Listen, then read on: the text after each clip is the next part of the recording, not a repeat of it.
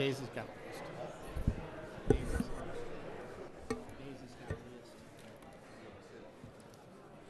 Ladies and gentlemen, if you'll take your seats, we'll get started with the 2019 joint appropriations hearings. Call them to order, and we'll welcome everybody here to 2019 session. Good to see everybody here this morning. Everybody looks like you're ready to go to work. Mr. Chairman, I'll turn it over to you for your comments. Well, good morning. Echo what my fellow chairman said, and good to see everyone here today. And got a busy day today and a busy half day tomorrow, so we look forward to all of you being with us during the hearings. A little bit of housekeeping. As always, we've got 82 seats out there on the floor, and we've got about 80 members of the House Appropriations Committee plus those of the Senate. So that means if everybody shows up, somebody's going to have to be standing. But I say that for our freshmen and other members that are not members of the Appropriations Committee. If you would kindly yield your seat if there are no other seats available when a member of the committee does come in, so they can have the table in front of them to be able to take notes and be able to ask questions. We do ask that if you're not a member of the committee that you refrain from asking questions, because this is for the Appropriations Committee members. And so we want to make sure we have enough time for each of the members to be able to ask the questions. We're glad to answer any questions that those that are not members offline or out in the hall or wherever in our offices or whatever. We're glad to do that. But we do try to be respectful of our presenters' time and you as members' time as well. With that said, we're kicking off a little bit ahead of time, which will be fine because that usually means that we're going to be late at the end. So we've got some new meat here this morning. Mr. Kelly Farr is the new director of the Governor's Office of Planning and Budget. Kelly, glad to have you with us this morning, and the podium is yours and the microphone is on. Good morning. Thank you, Mr. Chairman, members of the body. I hate to start off by disappointing you. Y'all probably expected Governor Kemp here, but I appreciate y'all's flexibility in working with us to accommodate his schedule. He and the Speaker and Lieutenant Governor, as I understood, were able to ring the opening bell this morning at the New York Stock Exchange as part of the Super Bowl activities. And so, once again, I appreciate y'all's flexibility in working with us. And I also greatly appreciate the opportunity to be with you this morning to discuss the budget of the Governor's Office and OPB. Some of you I've had the pleasure of working with before when I was at the Secretary of State's office. Some of you I'm meeting for the first time as the Director of the Governor's Office of Planning and Budget. In many of Governor Kemp's speeches recently, you've heard of him speak of the foundation that was laid by Governors Perdue, Deal, and members of this great body. And I feel very fortunate as the new director of OPB is finding that same solid foundation over at OPB. I'd like to take this time right now just to take a moment to thank all of the OPB members that work with Governor Kemp's transition team to develop the budgets you have before you. Without their hard work and dedication and preparation, I'm not sure that we would have been able to put this budget together in such a short amount of time. Their dedication and expertise are reflective of the leadership that OPB has had for the last 6 years under Teresa McCartney. Throughout this transition, she's been selfless, supportive, and willing to share her knowledge. I will personally forever be grateful for her guidance and advice, for without those, there's no way I'm standing here in front of you today in some sort of coherent manner, because it really is a considerable amount of work that is done. I know while she worked hard at OPB to cultivate a close relationship with her counterparts here in the House and Senate, I'm very much looking forward to continuing that positive working relationship throughout this legislative session.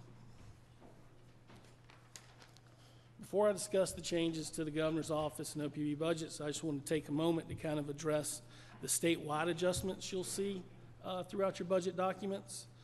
Most of the adjustments will be to our enterprise risk pools, as well as some charges to our enterprise financial system, better known as TeamWorks.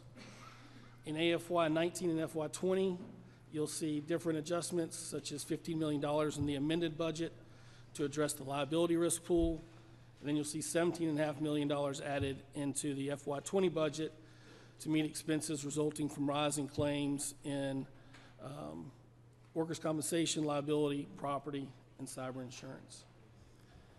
Another statewide adjustment you'll see in FY20 is the $21.3 million in state funds to meet the actuarially determined employer contribution to the teacher retirement fund. And that increase was almost completely offset, or is completely offset, by a reduction in the state health benefit plan of $21.4 million. Finally, the last statewide adjustment I want to talk about is the governor's recommended $119 million in merit pay increases for state employees. During budget preparation, many of our agencies cited a need for additional resources to address recruitment and retention issues within the department. And the governor expects that these agencies will use these funds strategically to reduce the attrition by retaining high performers and to recruit talent into high turnover positions. With regards to the budget for the governor's office and OPB, you'll see no budgetary changes to funding levels beyond those statewide adjustment items that we were just speaking of, with one exception. The exception being the reduction in the FY20 for the governor's emergency fund to reduce the appropriation for General Assembly approved back in November during the special session to pay the state share of the Hurricane Michael. Again, I want to thank you for inviting me to speak with you today, and I look forward to working with you all and cultivating that same great relationship Teresa had with everyone. And at this time, I'll take any questions you may have about the governor or OPB's budget. Okay, well, I mentioned as we led into it, we have 82 chairs in here and 82 lights. So you've got quite a few questions, so I'm glad comments are fairly short. Thank you, sir. In all seriousness, do any members have a question? If you do, punch your little button there in front of you, because we're not showing anything up here.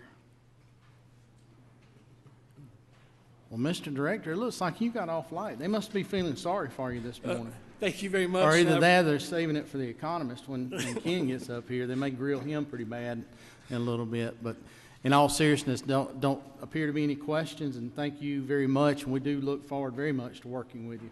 Yes, sir. Thank you, Mr. Chairman. Thank you all. Now the headliner.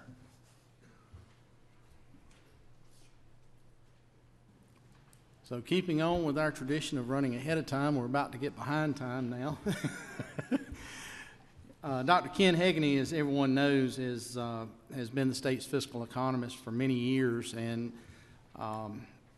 actually quite fascinating to sit down and listen to his presentations, either before us or on TV or wherever you may see them. But he certainly always seems to have his finger on the pulse of what's going on with our state and the economy, not just in the state, but nationally as well.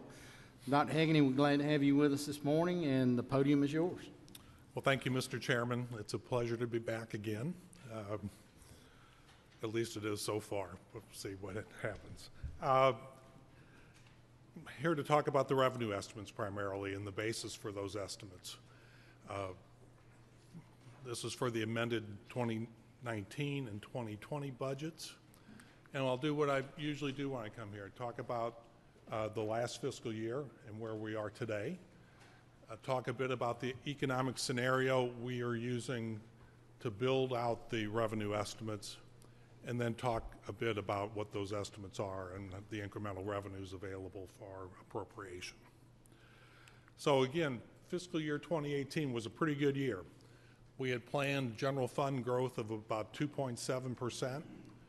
We achieved 4.5%, so that's healthy growth again. And that means two things. One, easier to meet the 2019 budget that was passed. And just as importantly, we were able to add funds again to the RSR, the Revenue Shortfall Reserve. So again, a good year in 2018. And this just shows our general fund revenues from 1990 forward. And you can see it was a tough few years in my early days as state economist when the Great Recession hit. But that now, since about 2010, we've had sustained growth each fiscal year subsequent to that, and we do expect that to continue. And that combined with the recommendations of the governor and the work of the appropriations committees has resulted in quite strong growth in our RSR. We're currently at $2.5 billion. I think in 2010 we were down around $100 million. So after going through a lot of money during the Great Recession out of the RSR, we've been very successful in building it back up to provide some cushion when the next recession comes. And unfortunately, we don't know exactly when that will come, but it will come, and we need to be prepared. This says we are. We're as well prepared as we can be. In terms of year-to-date growth, it's been a bit of a funny year in a way, and we'll talk about this more when we get to the revenue estimates. Revenue growth year-to-date in taxes through December is 4.6%. At the end of October, we were about 8.8%. So we had very fast growth in the first 4 months of the year, but then weakness in the next 2 months, November, December. And we'll talk a bit about that when we get to the revenue estimates and what that implies going forward. But 4.6% growth is still pretty healthy growth, slightly stronger than we had in fiscal year 2018. So and when we look at the detail, we see things growing well that are closely correlated with the economy. Sales tax growth, so people are spending money, consumers are spending. Withholding revenue growth, people are employed, jobs are good, wages are rising. So both good signs of a strong economy. So let's focus on the economy now. A lot of talk about recession potential, mostly tied to policy decisions that are going on and to the volatility we saw in the stock market, particularly in December of 2018. We saw a big drop in the S&P 500, the Dow Jones. A lot of that's come back, but very volatile stock markets have got people worried about recession. But I think when you step away from the stock market, what you see is a real economy still performing quite well. We see sturdy job markets. The U.S. added over 300,000 jobs in December. Georgia added over 16,000 in December, so good. Again, firms are still hiring. Unemployment is incredibly low. It's low even when you look at broader measures of unemployment than just the very narrow definition we all focus on. Manufacturing, consumer spending is good. Manufacturing is slowing down a bit, but still is expanding. The rate of expansion is pulling back a little bit. And the one area where you'd say there is clear weakness has been housing. Starts are down, sales are down, still not bad, but weaker than they have been over the past. They've weakened over the past 6 months or so. So that's the one area where you'd say, well, there's a little bit of concern. So the risks I see, though, really are associated with policy uncertainty. We've seen the Fed raise interest rates. That's a sign they think the economy's starting to heat up. So that's, in a sense, it's a move to try and damp down the rate of expansion of the economy. We've seen trade policy, which is creating issues for certain sectors of the economy and certain parts of the world. And now we have a government shutdown. I didn't think I'd have to still have this on this slide this far into January, but we do. And then we have global growth, which is slowing. China just reported the lowest growth they've had in many years. We've got Great Britain trying to decide what they're going to do about the European Union. That creates more uncertainty. And so all these different factors add up to a global economy which is starting to create headwinds for the U.S. economy rather than the tailwinds we've had from the very synchronized growth we saw in 2017 and early 2018. So that shouldn't be enough to derail the U.S. economy, but it's probably enough to slow it down a bit. So let's look at some of the details. Georgia added about 114,000 jobs in 2018, December to December. That's about 2.5% growth. So that's very strong growth and a sign of a strong, very strong economy. And we're growing faster than the U.S. The blue line is Georgia's year-over-year growth averaged over a 3-month period.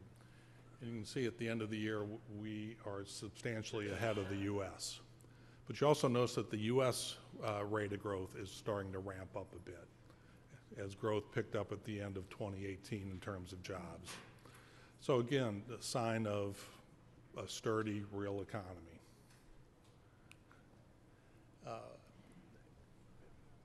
And unemployment is incredibly low. I remember back in the dark days of the recession when we were almost to 11% unemployment. Now we're down below 4%. So generally, if people want a job, they're able to find one. There are issues with, do they have the right skills or are they in the right place? But there's lots of jobs out there to be had. And that's the narrowest definition of unemployment. If we look at broader measures of unemployment to see if there's a lot of slack in the labor market, we still get the same answer, pretty tight labor market. This adds on people who are working part-time would prefer to be working full-time, and people who aren't actively looking for a job but would take one if the right opportunity came their way. So this is called the U6 unemployment rate, broader measure, but still shows not very much slack in the national labor market. We also see consumer spending being very strong. Varies a lot month to month. The growth rate varies a lot. But overall, it's growing at a very strong rate. And it's doing it for a reason. The basic financial fundamentals of the consumer sector are good. Real disposable income, so adjusted for inflation, backing out taxes and other fixed payments. So what they have to spend month after month have been growing at a good rate and very steadily month after month after month, about a little under 3% real growth. In addition to good income growth, consumers have a lot of wealth. This basically is a story of housing market recovery and stock market recovery since the Great Recession. Does not include the fourth quarter of 2018 when stocks fell a bit, but most of that downturn's been recaptured in January. So I don't think the picture would be very different. Excuse me, but when consumers have a lot of wealth, they're more willing to spend. They buy cars, they buy other stuff, big ticket items, and that boosts the economy. So again, jobs are strong, consumer spending is strong. One area where we're seeing softening is the manufacturing sector. The green line is the Institute of Supply Management indicator for manufacturing. If it's above 50, it says that the manufacturing sector is expanding. And although it's dipped down a bit from the 60 area earlier in the year, it's still well above 50, indicating it's still expanding. And the orange line is the same indicator, but for the services sector. And it shows even higher rate of expansion. So we have manufacturing expanding, but at a slightly declining rate. And then we have our services sector expanding as well. So kind of both big pieces of our economy are still growing. The one sector that is not doing as well is housing. We see housing sales tailing off over the last 6 months or so, both for existing homes and new homes. And so that's obviously, it's not a huge piece of the economy, but it is an important piece. And so that's one area we'll keep our eyes on. And what really shows up is housing prices have started to decelerate.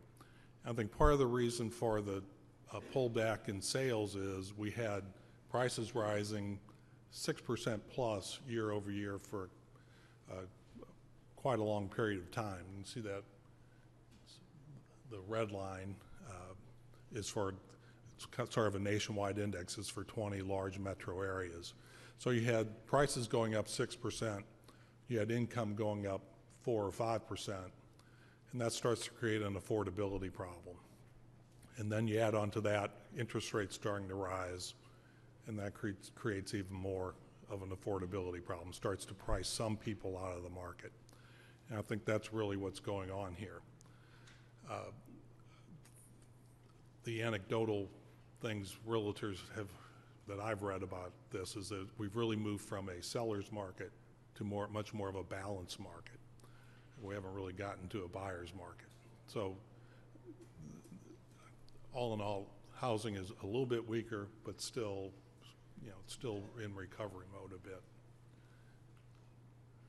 And so if I were going to kind of summarize that scenario, I'd say what we have is a national economy that was boosted by the tax cuts that were passed last December.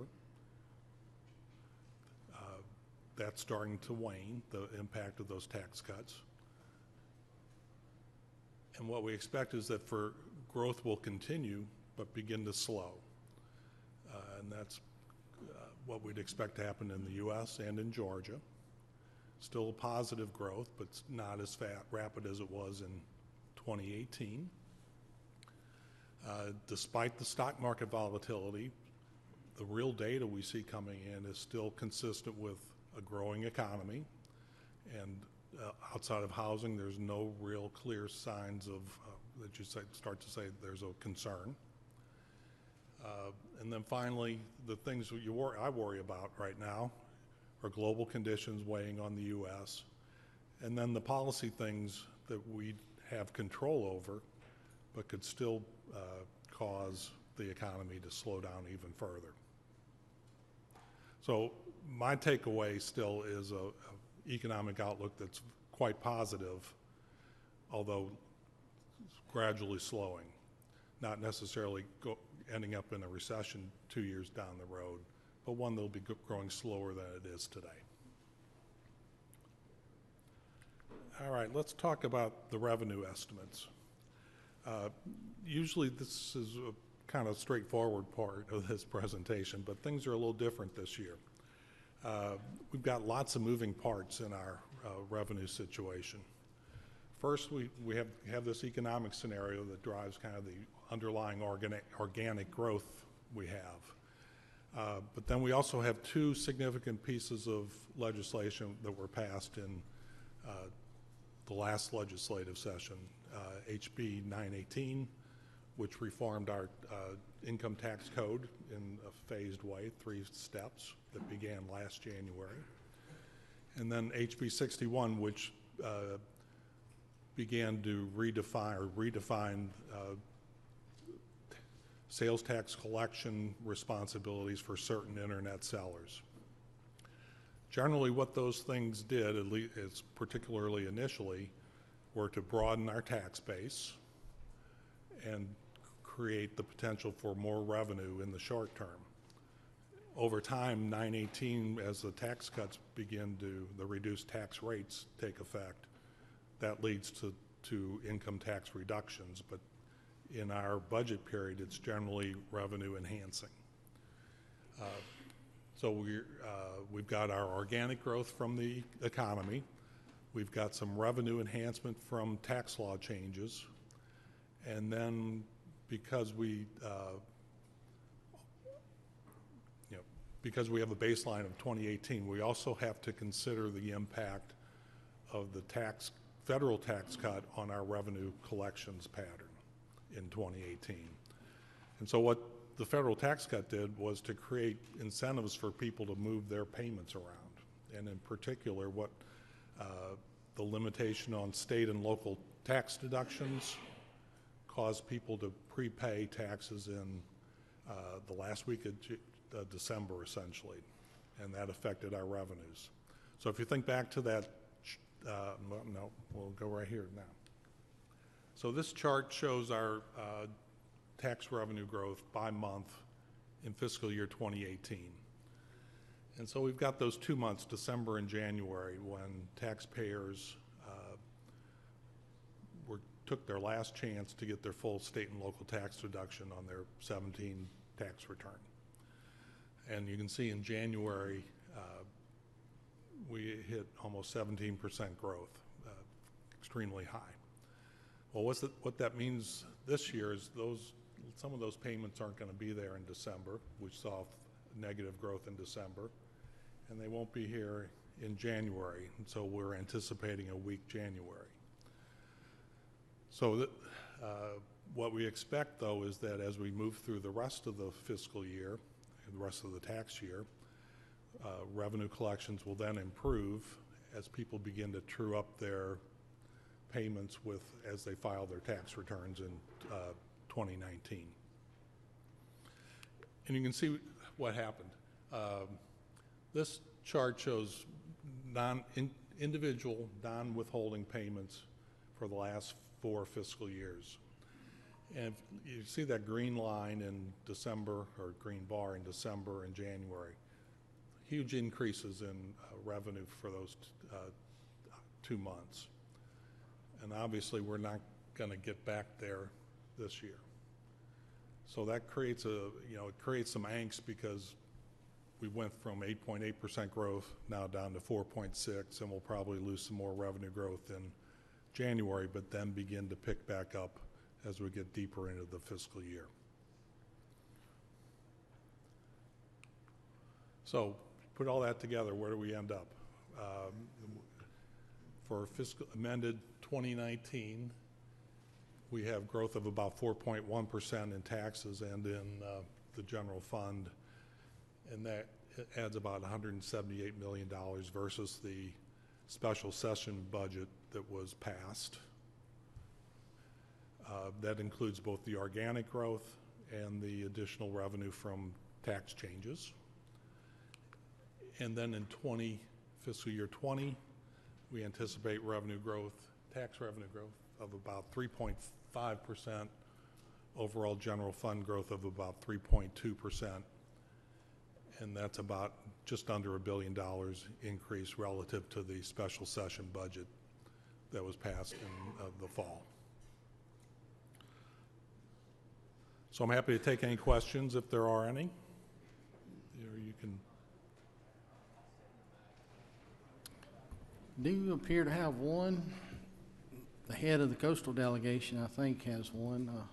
Representative Williams, Al Williams.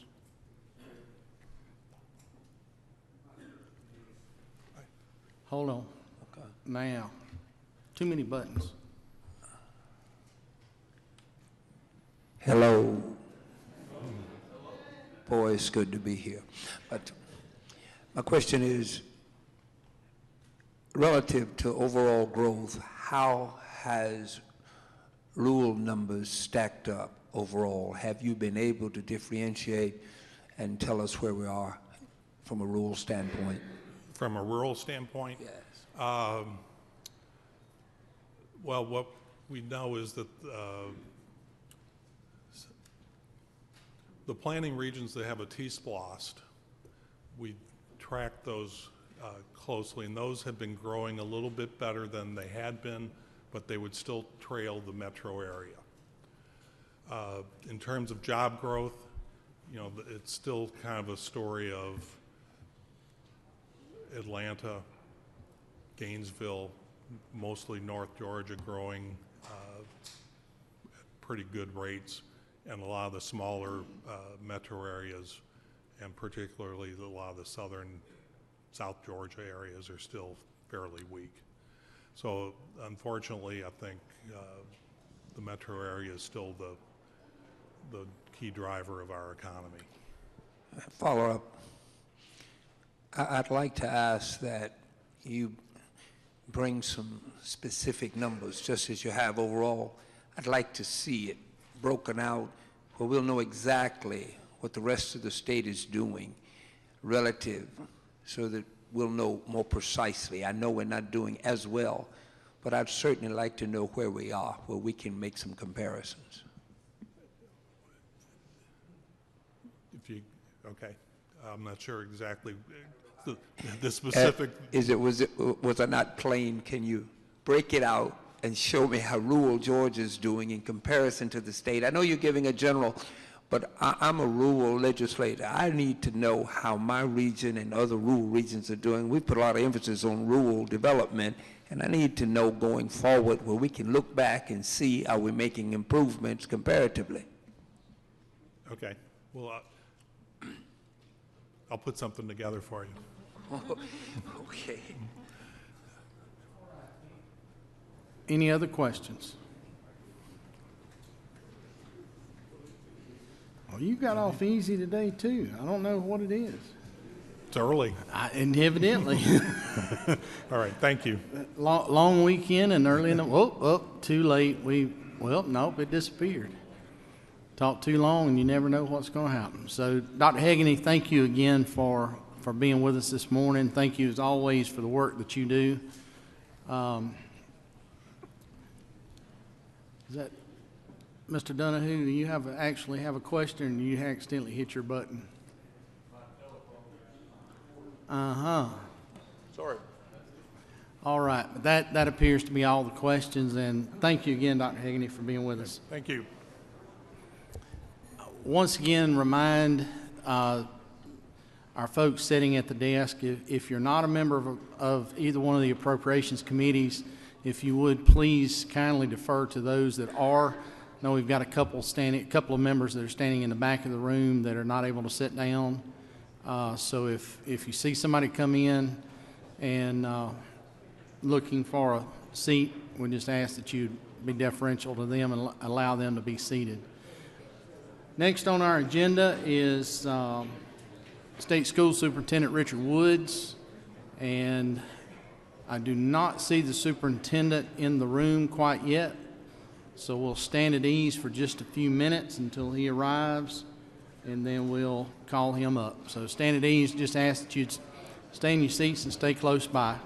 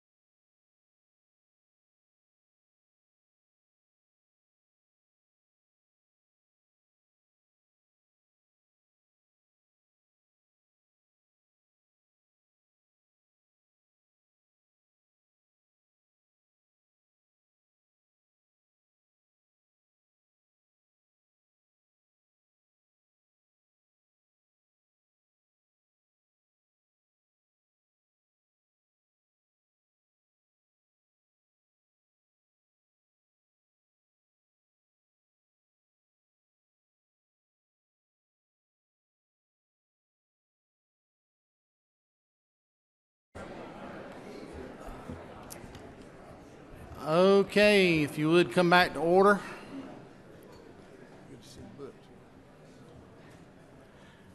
We have Superintendent Richard Woods.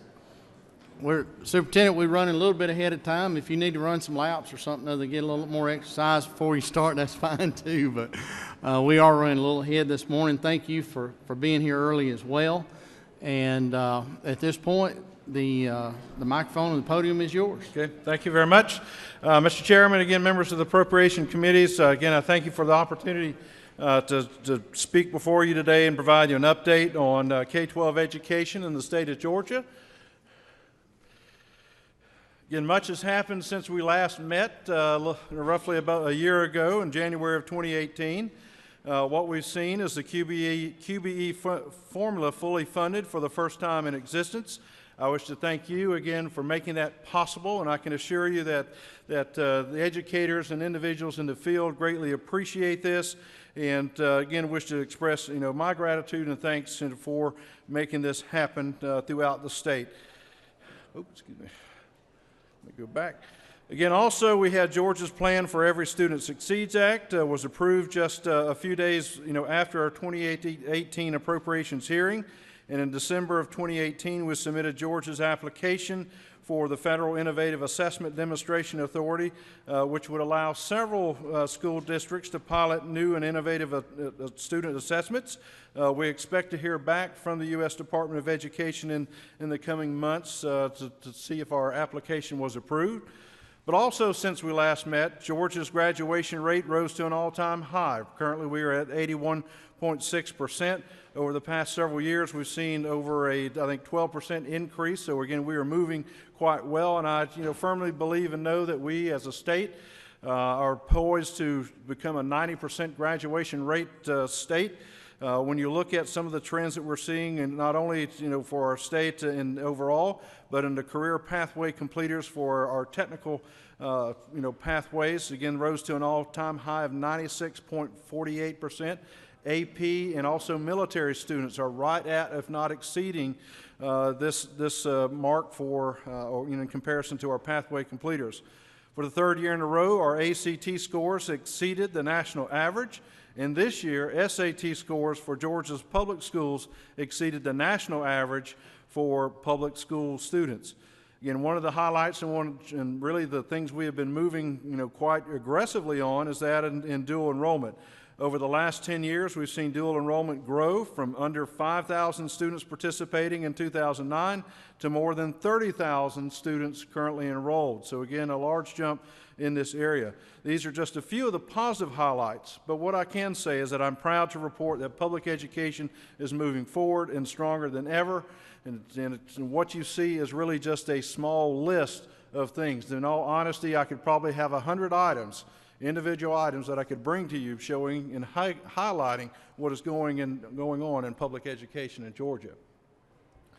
Looking at the priorities of the Department of Education, we have several strategic focus areas leading into 2019 legislative session. I won't go into everything on the slide, but just a few key points.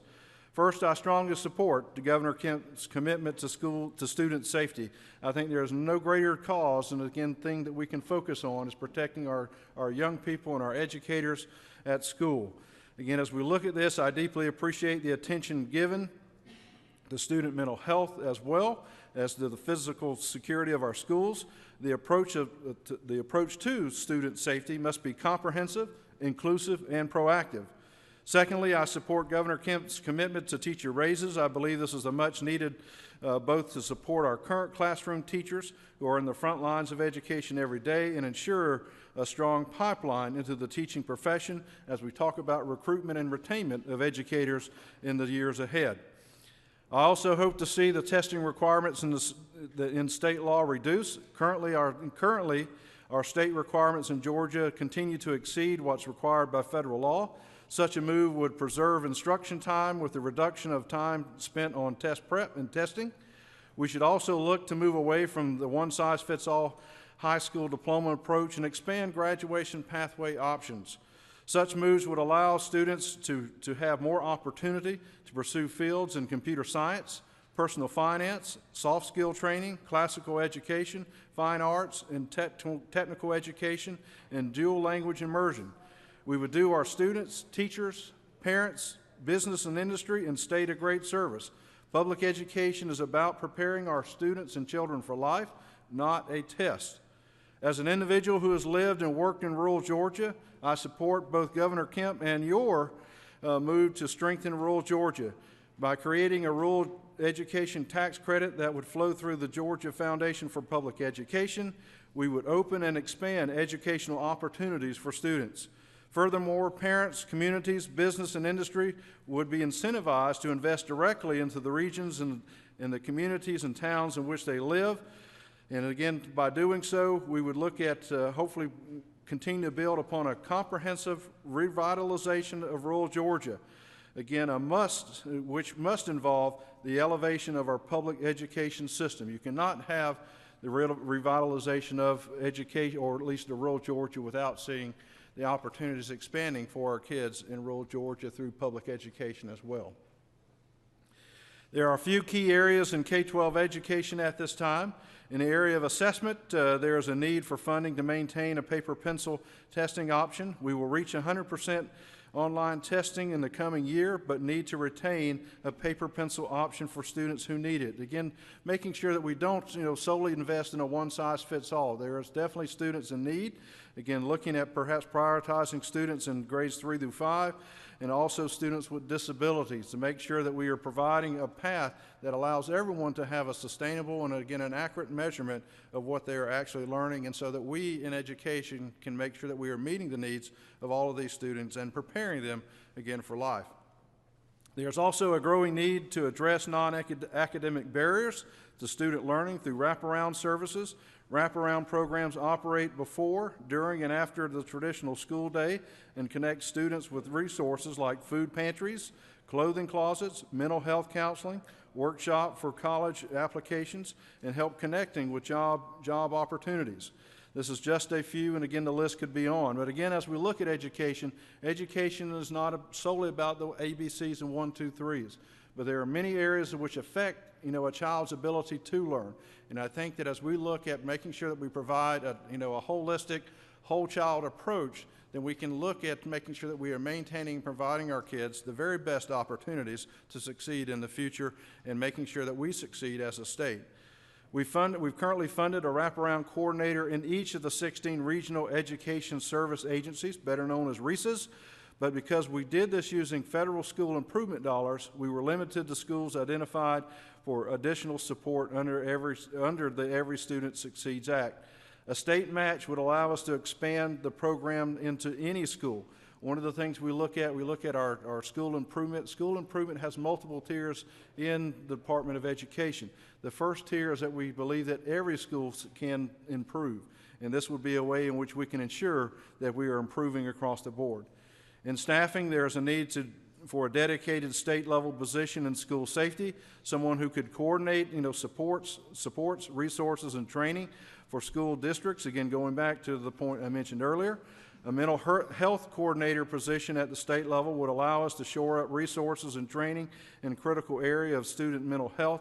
Again, one of the things we continue to look at is working with sister agencies, and I think having an individual that could broker and reach out and maintain a positive relationship with agencies, again, we can better use our resources across the state to make sure that we are truly investing in education across the board. A military school liaison, something that I've been working to advocate. Again, would added at the state level, would provide direct support for our junior ROTC programs, one of the best in the nation.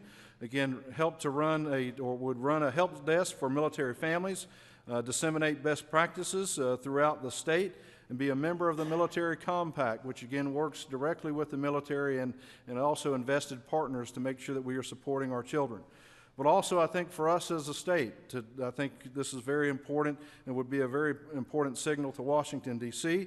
In the event of a BRAC scenario at the federal level, such a position would demonstrate to the federal government that our strong commitment of being military-friendly state here in Georgia, and support us from losing any bases in the future.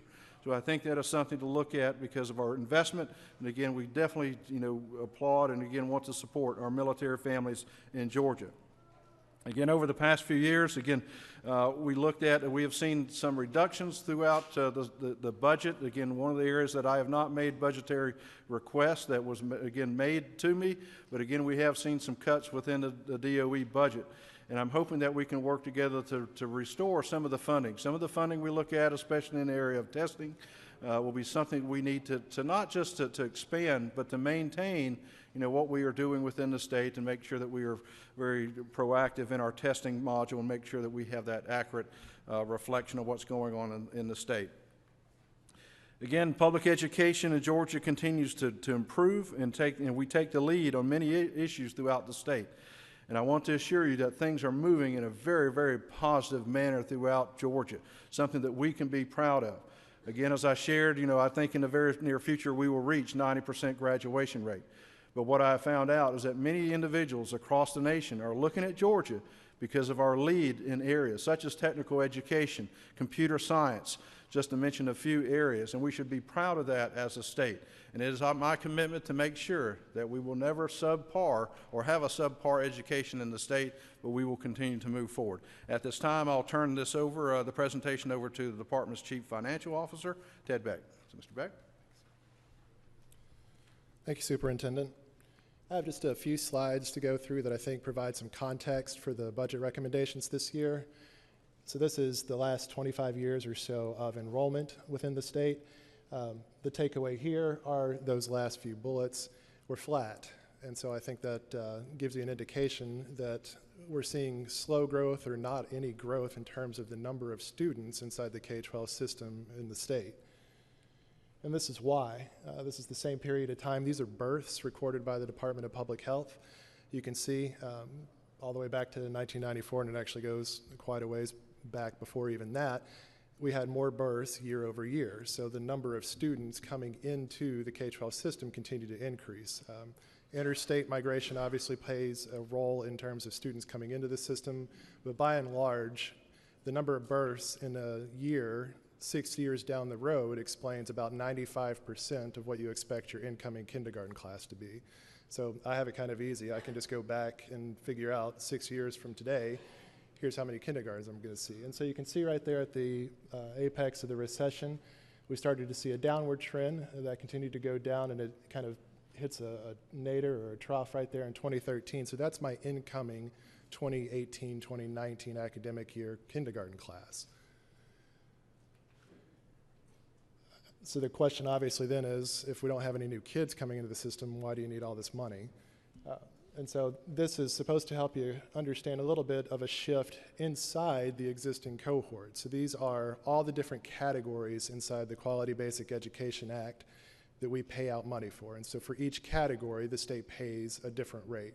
So the big four that you see there down at the bottom that constitute the majority of our QBE FTEs are categories that you get just by the designation of the grade that you're in. So it's the 2 elementary grade categories, it's the middle school category, it's the high school category.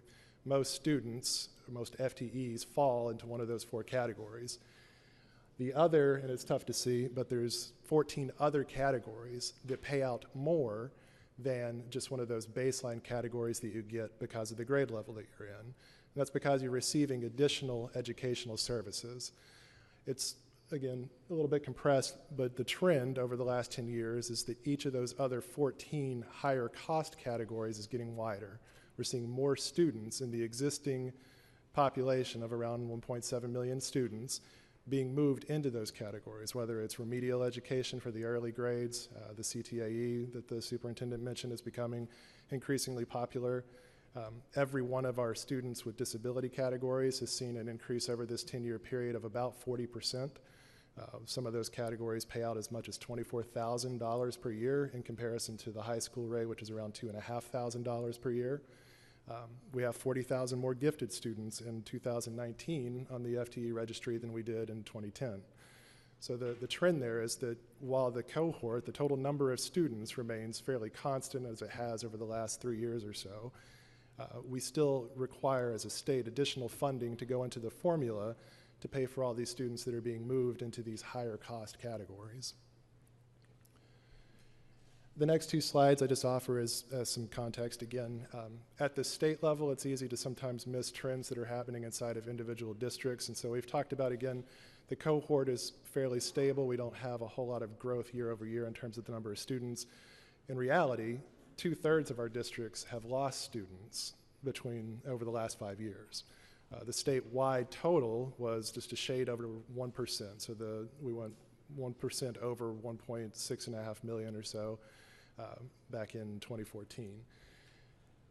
Some areas of the state continue to grow and attract students, but the reality is for a lot of districts inside the state, you're seeing fewer and fewer students coming into the actual school system. And this is, I think, a very interesting one as well. Again, to give you some context, we use the local property tax digest to model what the state's share of the public education formula is going to be and what the local share is going to be. So that number is very important. So for the statewide local tax digest has gone up from its low point in 2013. This is one of these economic measures that tends to lag, so the effect of the recession and all the negative pressure on property values really started to manifest there over 2010 to 2013. So 2013, I think, was the lowest digest we had in several decades, or if you adjust for inflation. And it started to increase since then. So every year it's gone up, and we're back over that $1 trillion mark. So the local property tax digest, when you sum every district together, it's over $1 trillion. In reality, for, again, about a third of our districts, they've lost money since 2013 in their tax digest. So they have less money in their tax digest than what the state's lowest point was as a whole. So there's just a pressure there for a lot of districts that, particularly in rural areas of the state, as the superintendent mentioned, fewer students. Presumably you wouldn't need as much money to educate a smaller number of students, but the reality is there's not really an economy of scale for a school system beyond a certain point. If you're going to operate a public education district, it's just going to cost a certain amount of money, and once your tax digest starts to decrease beyond a certain point, it becomes very challenging for you as a district to be able to provide all the services that you're required to for your students. So that's it for my slides. In terms of the budget itself, we can really sum everything up with 4 big items. I wasn't going to go line by line through the recommendations unless the committee was interested in that, but the major ticket items are the amended FY19 midterm adjustment. It's a $113 million increase, again, reflecting the fact that even though we don't have a whole lot of new students coming in, the students that we do have are being moved into higher and higher cost categories. And then obviously the governor's recommendation for the $69 million in school safety grants we're very excited about and look forward to supporting that initiative as well. But those are the 2 major items that you'll see in the amended recommendations. For FY20, the out-year budget, the 2 ticket items that we have there, again, it's QBE. It's about $160 million when you move all the different ancillary parts of the program together. And then finally, the $483 million to fund a $3,000 increase in the state salary schedule for our teachers, which we are very much in support of, and look forward to working with the legislature to see that enacted. That's it for me, unless there's any questions for either myself or the superintendent. Oh, yeah, everybody woke up now. Lights lighting up faster than I can write them down up here. Our first question is going to be from Chair Lady Lynn Smith. Good morning. I'm right in front of you if you look straight this way. Good morning to y'all, and thank you very much for your presentation. And I was encouraged by your comment about working with sister agencies. Coweta County has Central Technical Education Center that's been a leader in the state. It's been brought to my attention that there is not a line item in the budget for the apprenticeship program, dual enrollment that came about with 2015 legislation, and I'm hoping it's an oversight with just a transition, but school systems all over the state are coming to this particular school to learn how to work with manufacturers and start apprenticeships in the 10th grade, and that item is not in the budget. So I'm doing a Hail Mary pass here, hoping that y'all will help with your other sister agencies and look into that. Thank you. Okay, thank you. We'll definitely look at that. I think, again, we have a good relationship with business and industry, and I think working with the Georgia Chamber as well and extending that to both, all facets of higher ed, and even seeing the internship program continue to grow. I think that the world has changed and education has changed.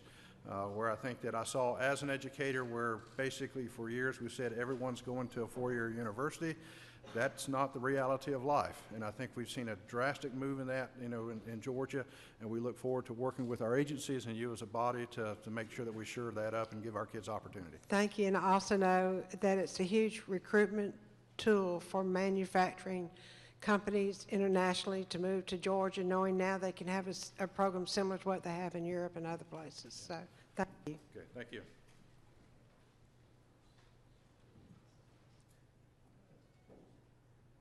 A lot going on down on the coast, I reckon. Chairman of the Coastal Delegation is asking for a question now again. Representative Williams. Thank you, Mr. Chairman. Mr. Superintendent, your military liaison that you're trying to put in place, of course, these will be very site-specific based on the military bases we have in Georgia. I'm sure you know that about a 25-mile radius is the max. After that, it falls off. 25 miles is about it that a person is going to drive to get to their post. When you're in a district where it's perceived that better schools are 18, 20 miles away, you really hurt a rural community that could use that income for people staying there and spending money there. And what are the plans about, because one of the great things in the military family is cherry picking for education. They start cherry picking in Korea and Germany way before they come to Fort Stewart or Fort Benning. What do you do about those schools who are perceived to not be up to standards? The military liaisons, you know, I'm sure will point them out, but what are we going to do to bring them up to where we don't have these big gaps in education? Well, I think, you know, we've made a couple of major steps. I think hiring Stephanie Johnson as our, school improvement specialist definitely has laid some great foundations. She brought a lot of wisdom to that. I think using this position as well could be work in conjunction with school improvement. Again, not seeing, you know, it just as a hub for military improvement, and again, which our military students actually do quite well within the state. They have about I think a 98% graduation rate, so they're pretty strong within the state.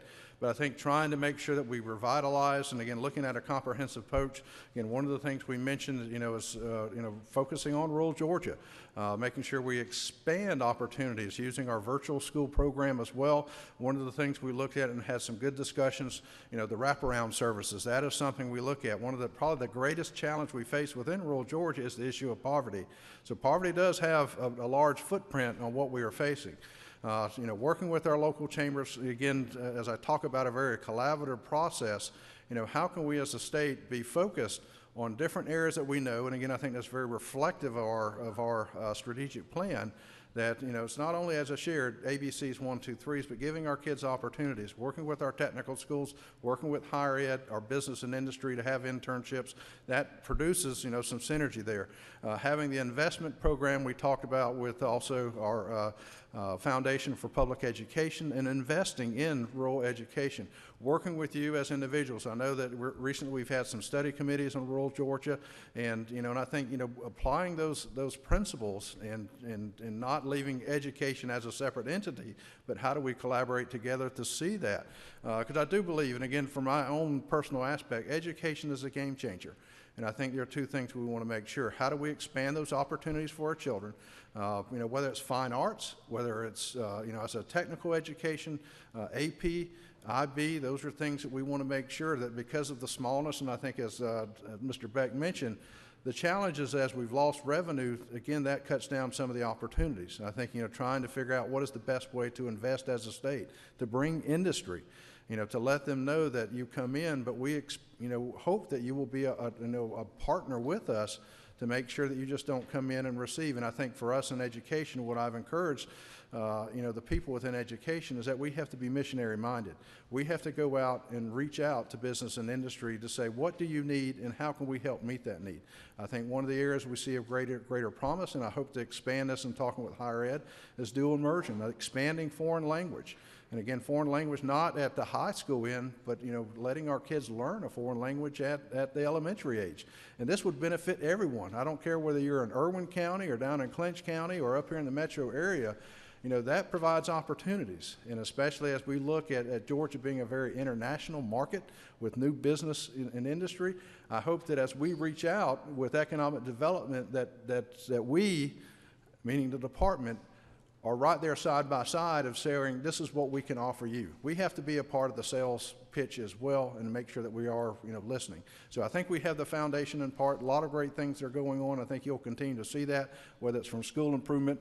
We actually have an economic development liaison in the department, the first that I know of anyone in the nation. So multiple things there.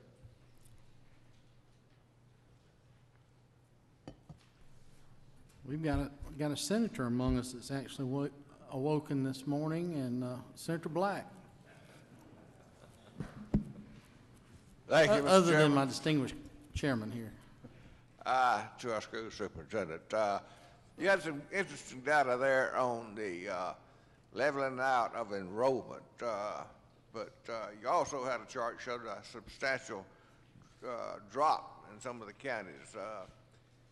Is any of this taking into consideration the enrollment in private schools, and does this come into play and a factor in some of these counties with such extreme high decline in enrollment? I haven't specifically modeled that. As far as the data we get, private school enrollment and homeschool enrollment have remained fairly steady over this period.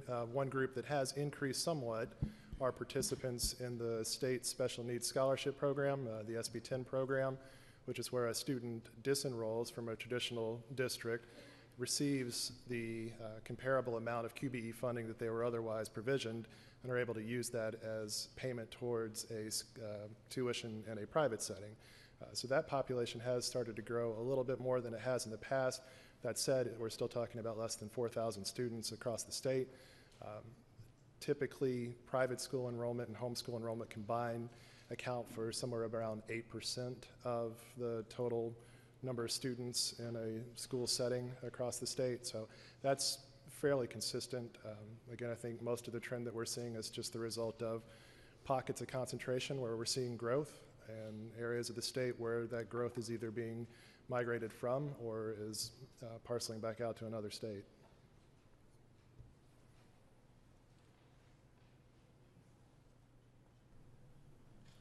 Representative Cantrell. Thank you, Mr. Chairman. Superintendent Woods, right over here. You mentioned the increase in percentage of students who are requiring more of a specialized approach. Do you have any explanation for the increase in that percentage? And do we see that as a trend going forward in the future that we'll continue to see that need grow? I do think we'll continue to see movement in that direction, and I think it's largely the result of the fact that individuals inside of schools have gotten better about linking students to the services they need. We do and have done a lot of work around assessing students to understand specifically what they're going to need to be successful academically and in terms of social growth.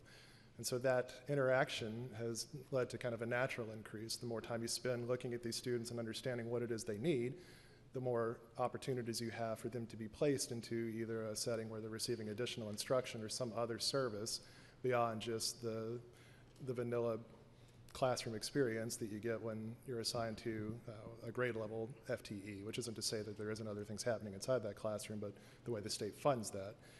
And I think that educators and the administrators inside of school systems understand that for them to provide those services, they've got to go out and make sure they're recording their students correctly, making sure that they go into the right FTE category and receive the funding that's due to them from the state.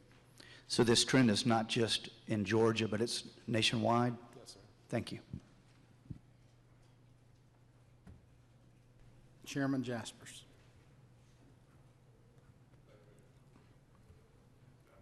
Try again. Get a microphone beside of you. There you go, that one's hot. Okay, here we go. Thank you, Mr. Chairman. Superintendent Woods, thank you for your presentation. When I was meeting with some teachers and parents on Saturday, the subject you brought up came up, and we all get lots of questions about it, is testing. And what plans or thoughts do you have on reducing testing? You mentioned it, lining up with the federal, but we have quite a few more than that. I'd love to hear what your plans are. Well, I think, I'm glad to say that we have seen that, actually the largest reduction in mandated testing in our state's history during my term in office thus far. We currently have, we are still above the national or requirement. That would require, again, approaching you as a body to make that change, and we do have the intent to make that change as well. Some of the intent, when you look at the testing model, is how much is being actually required at the local level. I think, we've made some changes with that of actually having students at the high school level that they were being double tested at the college, and also having to come back and take our milestones, where we've made that change now that we're, under the provision of law, what we have, that they no longer have to take two tests. So we are trying to be better and streamlined. We are seeing, students that in middle school who are taking high school courses, and because of that, we're reducing that. They no longer have to take the middle school requirement as well. So, we're trying to be proactive in that area. I think with our innovative pilot, again, one of the things we're looking at is trying to have, a formative, approach and model, which would give us some flexibility across the state, and where it would be smaller increments in time.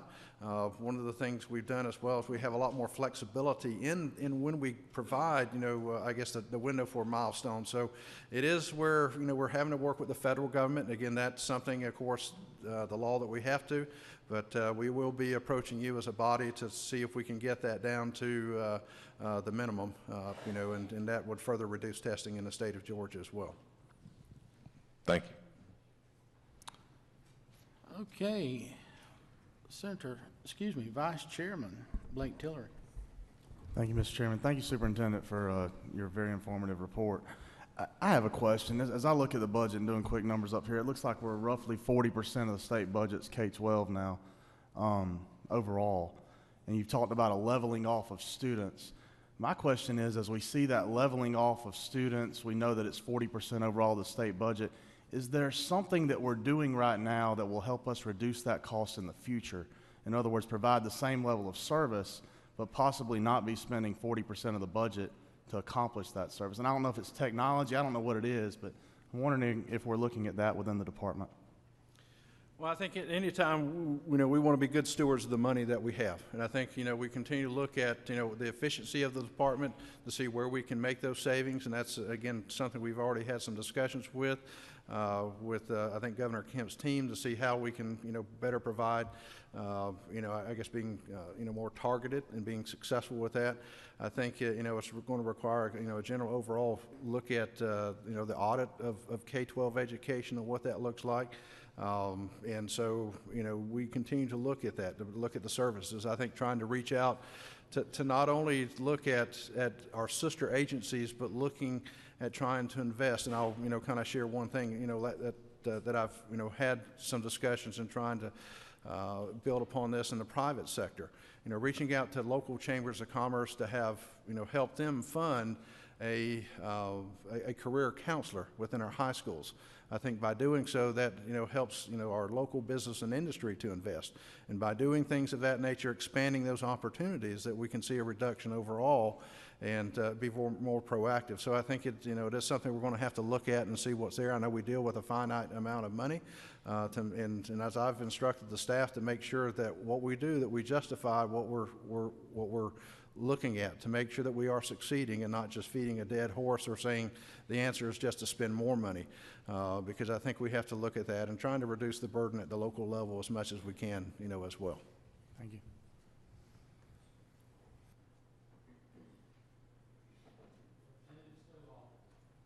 Representative Stovall. Thank you, Mr. Chairman and Superintendent. I have a follow-up question or comment. I did get a chance to visit down in Coweta County. I'm over here. Coweta County to see the apprenticeship program that Chairwoman Smith talked about. And I think that is very beneficial, especially looking at the shortage that we have in skilled workers across the state. And also with that, extending the CTAE day, and I also went and saw the skills challenge that happened down in Moultrie, where the students were able to compete against each other. And one of the teachers actually mentioned a bonus to teachers who have students that complete the certification level, being able to offer them a bonus as an incentive to get more students to be certified. And so, and then also computer science training for teachers starting in elementary school. Well, again, all the things you mentioned are, definitely on the table. I think, discussions we have to look at, whether that's at the local level, looking at bonuses is something to consider. But, trying to reprioritize, for us as a state, as I've shared, we're moving away and have been, moving away from the one-size-fits-all model. I think we want to incentivize and look how we can do that. I think reaching out to business and industry as well. We recently just, had in a good conversation with the automotive industry, that with our students, that as they, proceed through those pathways, they actually get industry credentialing. So we're trying to make sure that they are not only graduating with a high school diploma, but something that can lead straight into the workforce. And in many cases, what we find out is that businesses and industries are willing to pay for the higher education with their individuals. Currently, we have two things underway that we are working in conjunction with some sister agencies with, especially economic development. We have a career pipeline. The career pipeline gives you an idea of what students are taking throughout the state of Georgia, and by doing so, this allows business and industry to use Georgia, the entirety of Georgia, to become a recruitment zone. And in addition to that, we also have the counselor companion. And the counselor companion, I think, as we look at, is provide a benefit to but not only students, but to parents and business and industry, so that our young people can actually map out the pathway or the courses they want to pursue. Something very similar to really a college approach to education, and making sure that they understand what will it take to get them to destination X. And this really is very exciting, because we are having some wonderful conversations and dialogue and planning with business and industry and economic development throughout the state as well. So we continue to look at that, but any and everything that we look at, we'd love to hear, again, from you as individuals, but also from our schools. And I'll just conclude with this, and we have something called our continuous needs assessment. And that is something, I think, that as we look at the continuous needs assessment, we put, I guess the burden, in a sense, on our local school systems to make sure that they do a full audit of what they're offering, and to make sure that they are addressing the needs of the students. And again, by doing that, they can better contact us and see how we can better support and bring those networks to bear that can allow all of our students to succeed and expand. And again, I want to say thank you again for expanding the opportunities for young people to have true internships. That's extremely important, and we're again continue to see a good growth in that since the passage of the legislation a couple years ago. Representative Sheila Jones. Yes, I have a question about the military liaison. That brings to mind the ROTC that we had in schools. So will this military liaison take the place of the ROTC or work with them? How does this come into play with the ROTC? Actually, currently, right now, we really do not have necessarily a full-time designated individual at the department that works with the ROTC. It's one of our most successful programs across the state. I hope that we could say that we could continue to expand that opportunity. And of course, that does require working with the federal government. And it's again just an option. It would be part of the duties and responsibilities. Right now, we have a designation for districts that are military friendly, so they would help supervise that in conjunction with trying to show our support in Georgia for our military children and families. I think that's very important. And again, supporting a program that is highly successful. I think when you look at our junior ROTC program, what a great place to learn soft skills and skills that business and industry are working with, and seeing how we can build upon that and expand those opportunities throughout the state. So that's again a complementation of not only saying you work with the junior ROTC program, but you're more comprehensive in this position to fully support our military families and districts throughout the state as well. Senator Freddie Powell Sims. May have to try a microphone beside of you.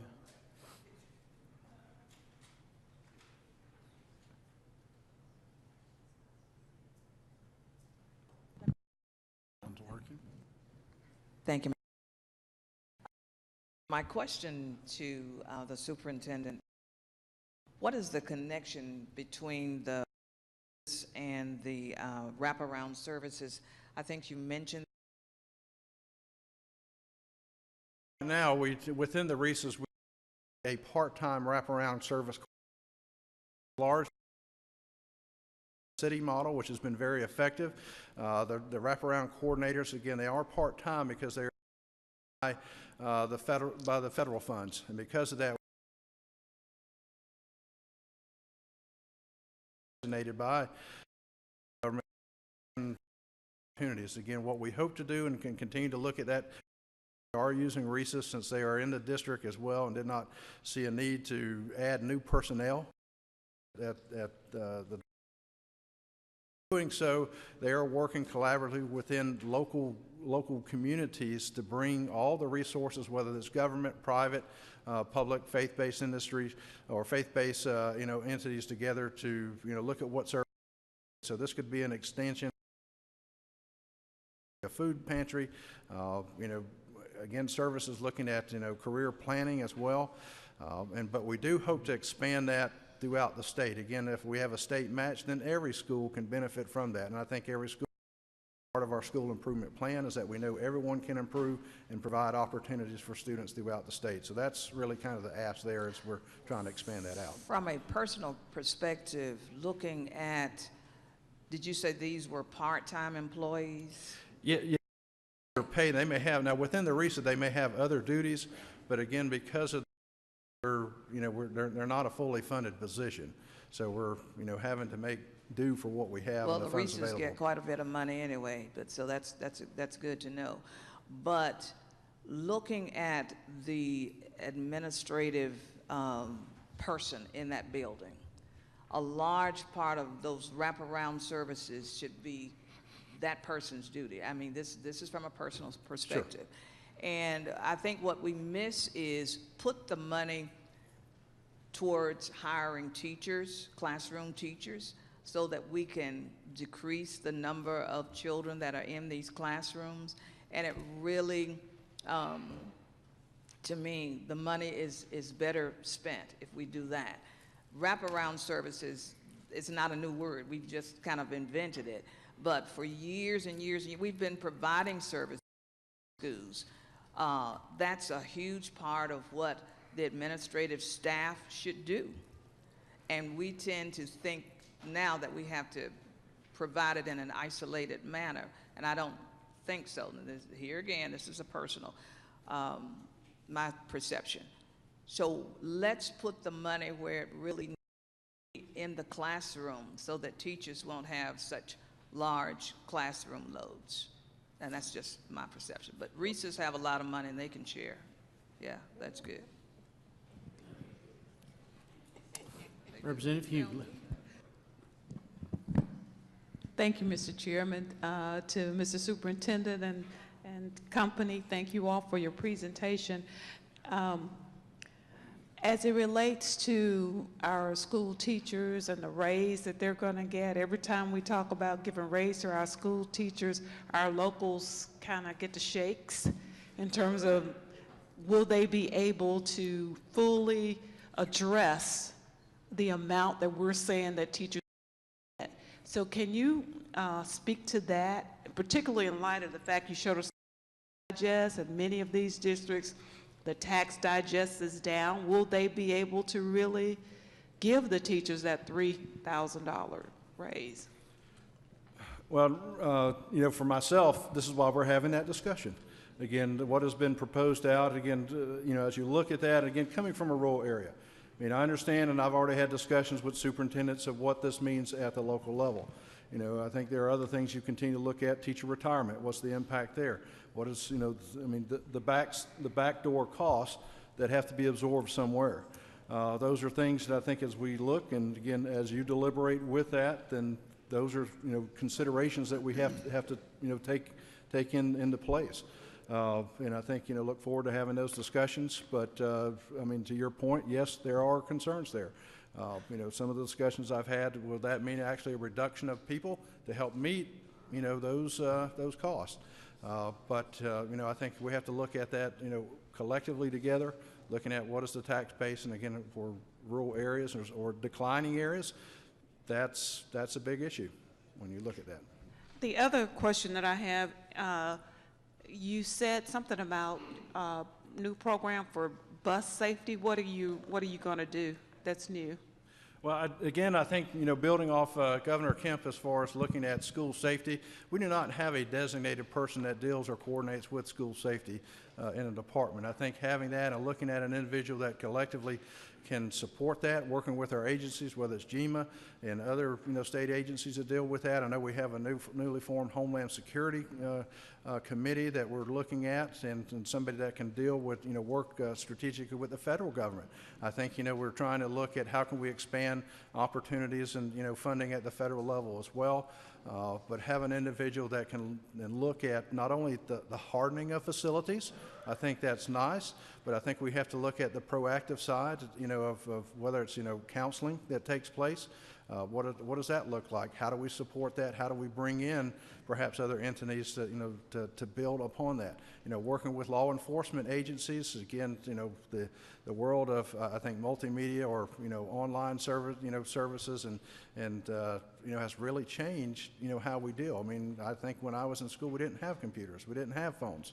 But yet, when we talk about bullying, one of the things you look at is cyberbullying, is what is taking place there. How do we monitor? How do we provide those supports as well? So our approach is to be comprehensive, to be proactive, but not only just looking at the hardening of facilities, but looking at the front side so we can be more preventative in nature. And I think having an individual that supports this would definitely help us coordinate throughout the state as well. Senator Walker. Thank you, Mr. Chairman. Superintendent Woods, dual enrollment is a popular program, and I hear more and more parents in my district talking about it, so I assume that it's a growing program. I'm curious as to how this impacts the state budget and the local district's budget. In other words, I'm wanting to know, does the local district still get the full FTE for that student? And if so, then how is the college or university being paid, and what's the trend on this, and what's the fiscal impact of this? You are correct. So the school district does not lose an FTE segment for a student that's duly enrolled. So they remain whole even if the student's not on campus for that period of time. The funding stream to the higher education institution is housed inside of the Georgia Student Finance and Investment Commission budget. And so that's where you'll see all the growth that's been associated with this program. So those are essentially tuition payments made on behalf of that student back to that institution. Could I follow up on that? So a dually enrolled student, do you have a cost figure for that student versus a student that is not duly enrolled? Total cost, including the higher education piece? I do not, no sir. I only know the component that's related to how they're funded on the K-12 side. So either GSFIC or one of the higher ed entities would probably be a better place to look to see exactly what the other part of that is in terms of the cost. And one final follow-up. How many students statewide are participating in dual enrollment? I think currently around 30,000. So it's grown from its inception to 5, and now we're at 30. Okay, thank you. Chairman Knight. Thank you, Mr. Chairman. My question deals with cost back here in the back. Curriculum, how much of a cost is curriculum within the K through 12? Curriculum itself would vary. I mean, we're not over curriculum at the Department of Education. I mean, we have the standards and rollout of the standards depending on the resources within each individual district. So I would say that the cost would vary.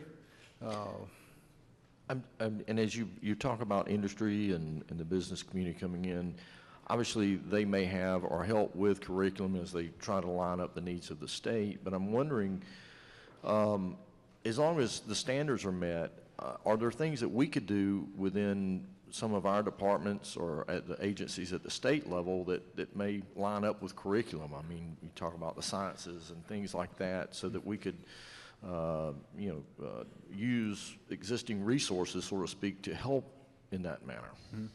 Well, currently I know we do some work with the Department of Agriculture and Commissioner Black to provide resources. So again, it is a collaborative process, across the state, and continues to grow business and industry in fact, I believe, if I'm not mistaken, some of the new automotive standards, again, are being supported by some of the curriculum that they help develop. So as we roll out and begin to expand new classes and coursework and pathways, we are trying to expand those opportunities of support. Computer science, is a new and exciting field, and that's going to take, a lot of work. And again, we continue to work not only within our state, but also outside the state to have resources available for our district. So, it's an ongoing process, and depending what subject you're talking about, we're probably doing some things better than with others than we are in some other areas. But, we continue to look at, as we develop new things to see, can business and industry actually provide real world examples? And I think that happens. We have seen throughout the state probably a reduction in the number of textbooks that are actually being used throughout, and you have a lot more online services. So that definitely has an impact on us, and we try to, as we're supporting our districts, typically as we begin to roll out that, we do have institutes that further support our teachers in this area. We have area, support groups, whether it's in math, English language arts, social studies, that help support our teachers as well. So it's kind of a combination of things with that, but much of that. I got some ideas that may help in any way that we can conserve dollars and take advantage of already existing resources out there that may help our local school systems and thus us would be great. I'd like to talk to you further. Okay, sure. Love to hear that. Thank you. Okay, we've got 4 more questions. I'm gonna cut it off at those 4 to be mindful of our time. Representative Prince. Thank you, Mr. Chairman.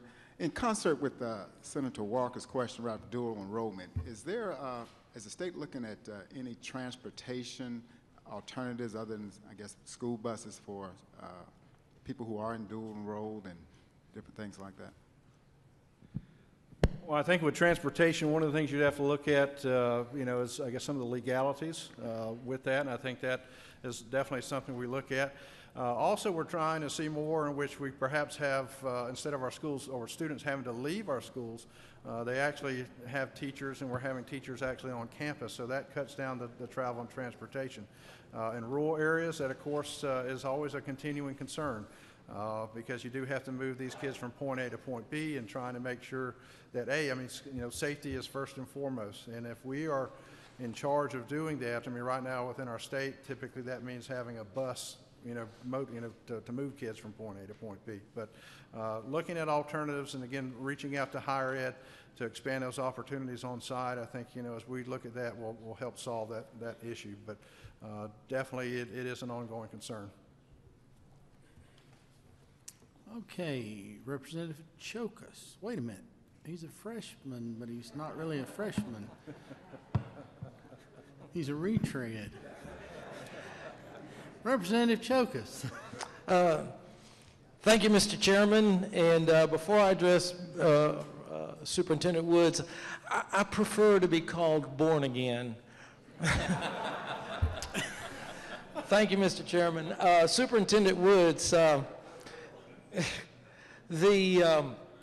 you mentioned earlier about Stephanie Johnson and how it was addressed earlier that we had some schools that were underperforming and we wanted them to come up and meet expectations. And recently, we have the Chief Turnaround Officer of Eric Thomas. Could you share some of the accomplishments and some of the initiatives that we're doing to bring those underperforming schools up to standards and how we're helping our students? Well, I think, one of the biggest things we did, we actually have a direct tiered plan that works. Again, within education with school improvement is a multi-tiered plan, and we recognize that every school can improve. So I think trying to be first on the proactive side, will help and sustain that, and we have seen that.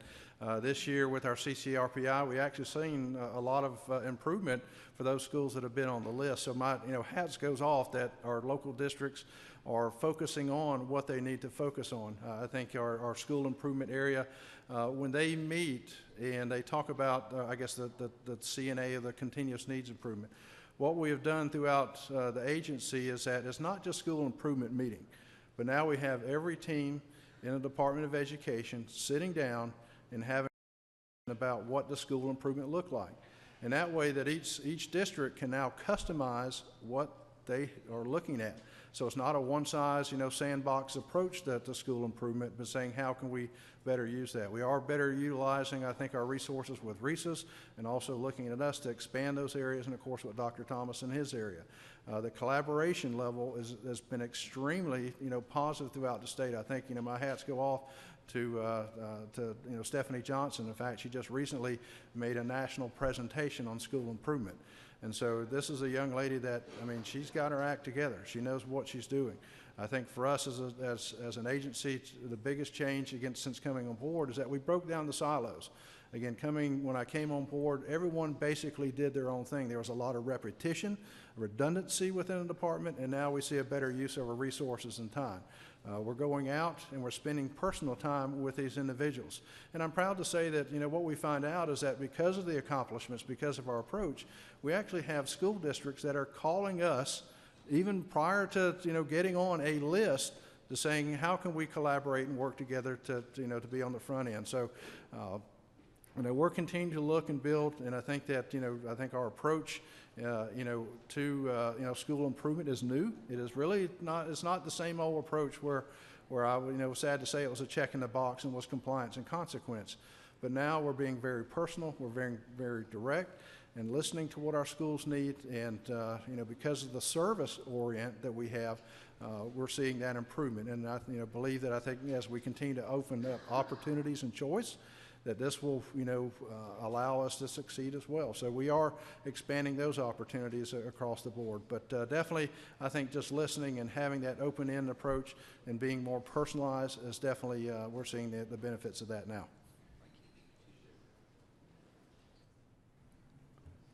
Representative Donahue. Thank you, Mr. Chairman. Superintendent Woods, born-again Representative Mike Choke has asked the second part of my question, so this should be pretty simple.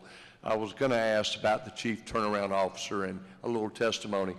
The question I'm asked quite often is how many school days is a child allowed to miss in a school year?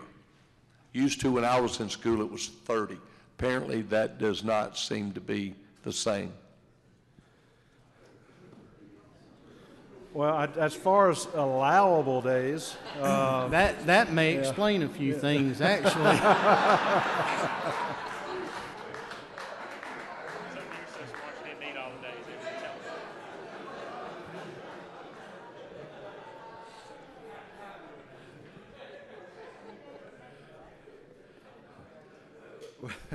we should all hope that all of our students have that aptitude to be able to miss so many days.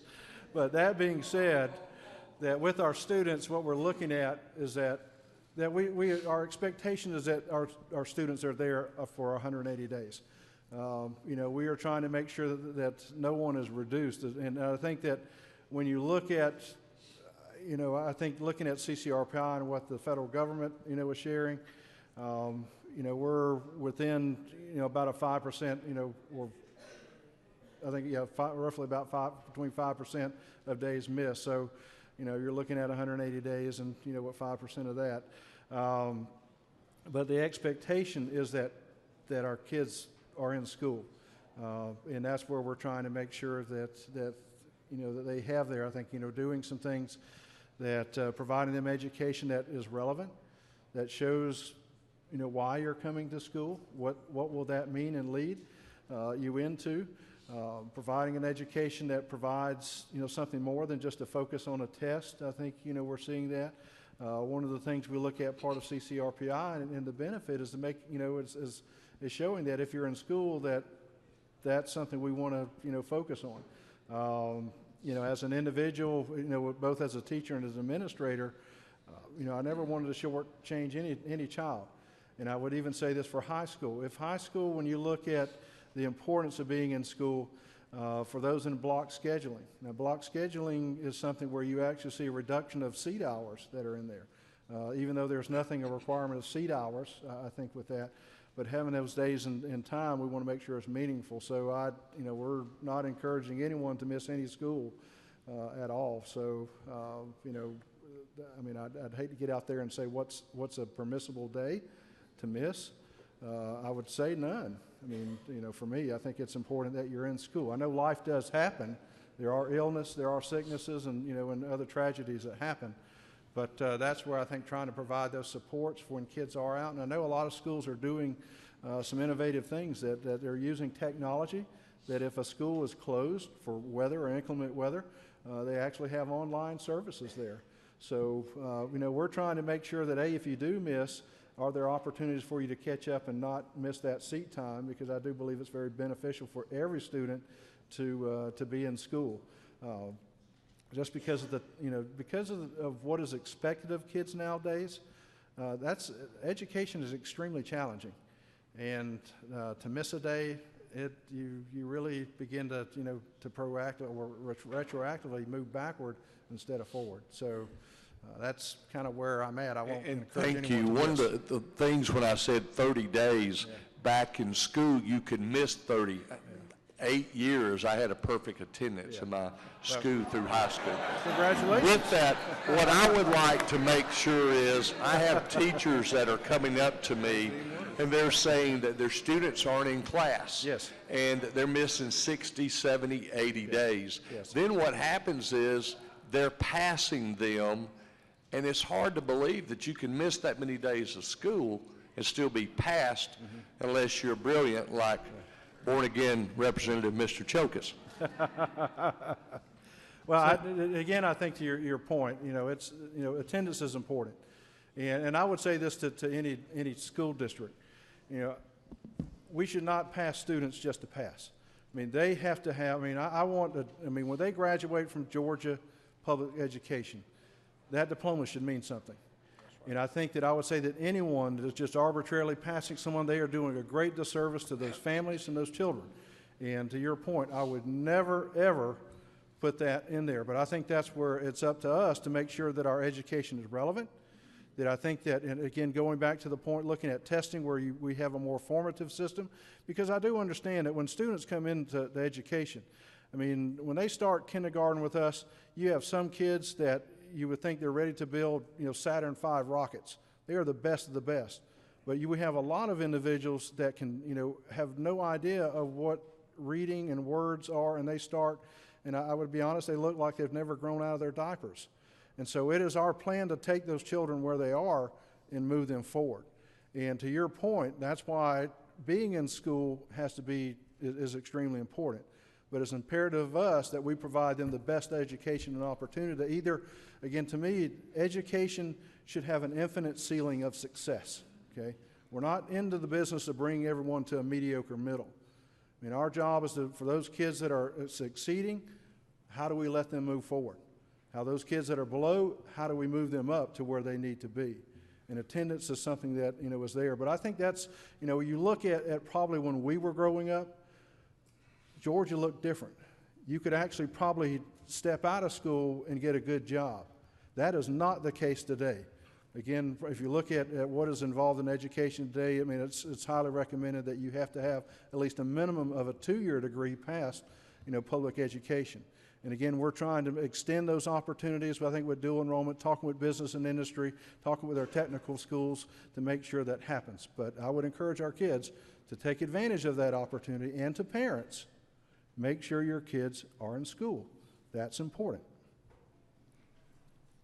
What Representative Donahue did not bother to say either, high school didn't go but to 10th grade when he was there. So, Chair Lady Dempsey. Thank you, Mr. Chairman. Thank you, Superintendent Woods, for your very thoughtful presentation today. I'm sure that by all the questions, you realize that this is so important to each and every person in this room, and I thank you for the work you're doing. Particularly, though, I wanted to speak to a couple of things. For your partnership that you've agreed to do and ramp up pretty quickly on Apex services.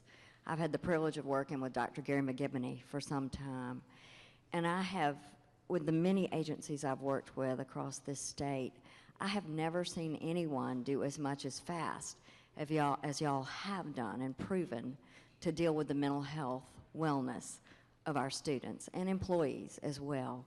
The ramp up for suicide prevention work was just, I mean, it's unbelievable how quickly you did it, and I thank you for that. This opportunity to expand these services, though, for many of us, we're talking about the money, the teachers, the curriculum that goes into education. But when you have a child that cannot process because of so much else that's going on in their life, it's a little hard to imagine.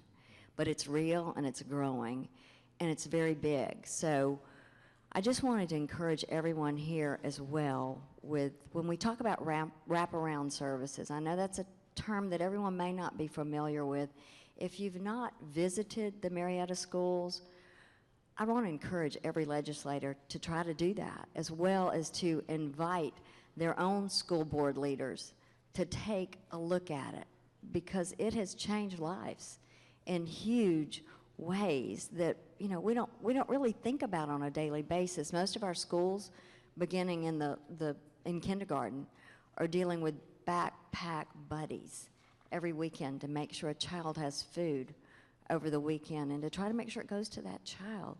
So the challenges and the barriers that are away to deal, that are coming, you know, I think being dealt with so much, are changing up lives where a student is existing, hiding issues, just trying to survive, and eventually can give up. So I just want to thank you for all that you are doing and all that you will do, and encourage each and every member here to investigate the ways that they can, because it's a community partnership.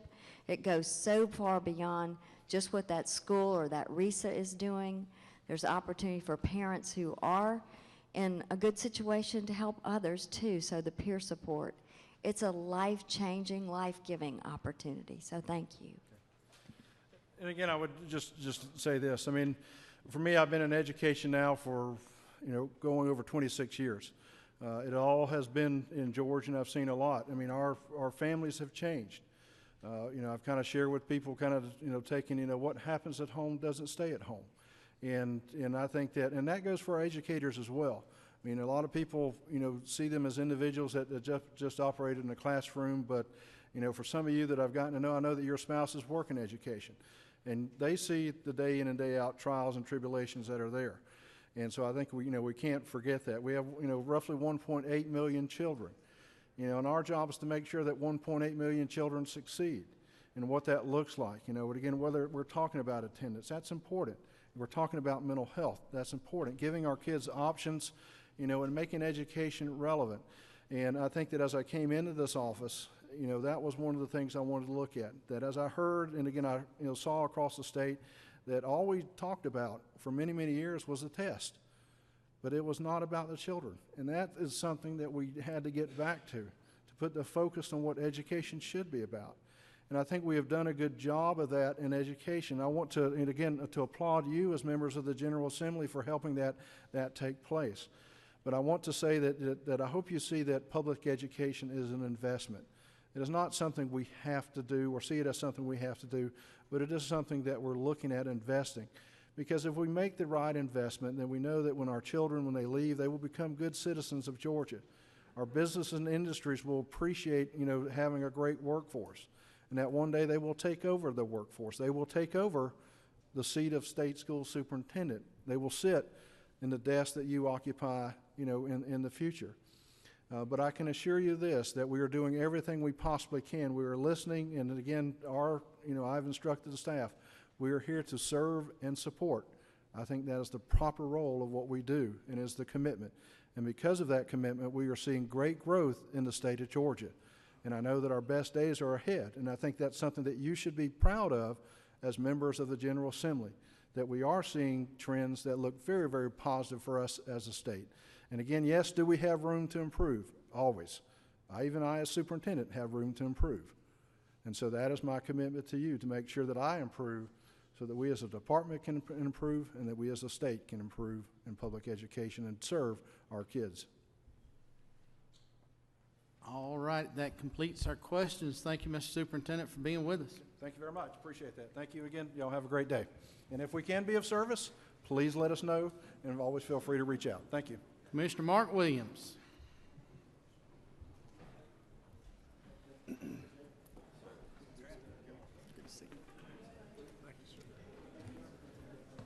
Well, Commissioner Williams, tell us about what's going on at DNR. Well, thank you, Mr. Chairman. First thing, good news to report. Since we last met, I'm now the proud grandfather of twins, Ruby Kate and Troy Harris. I say that to say if you forget my name in the Capitol, I'll gladly answer to Popsy. So, first off, Mr. Chairman, I want to thank this body, the General Assembly, for your continued support of DNR, especially this year down in Southwest Georgia. It was huge what y'all did in the special session to help our department and also to help our citizens down there, so thank you. I only have one enhancement, Mr. Chairman. It's on the amended budget. It's on page 251 and 252. That is an increase of $1,016,145. That's good news. That means our lifetime license sales were up, and that is the adjustment for that.